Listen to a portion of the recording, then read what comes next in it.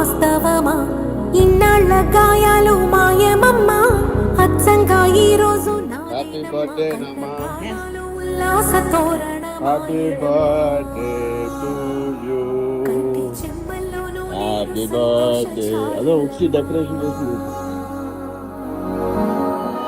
నమ్మలేని కలలు నిలిచే కనుల ముందే, ఈ నిజము చూసి కాలం ఇప్పుడు కదలి